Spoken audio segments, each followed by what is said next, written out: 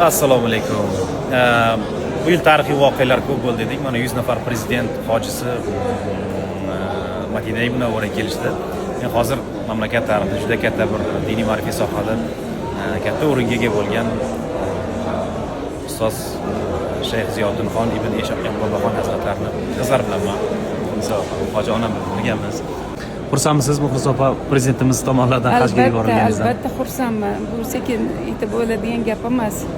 Prezidentimizga behisob shukronalar bo'lsin. Men hali nima deyam yetdim. Bu qalbida iymon nuri bor odam shunaqa ishlarni qiladi. To'g'ri. Chunki mana Imom Buxoriy oliy darajali Imom Buxoriy ordenini 3-sini adamlarga berdilar.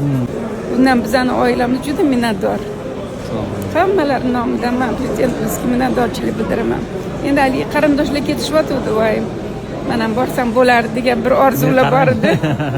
To'satdan shu narsa bo'lib qoldi. Sog' bo'ling Mustafa. Iloyim chiroyli hajlarni qolaylik birga. Amin. Rahmat sizga. Bo'lsin ustoz, omon bo'ling. Rahmat.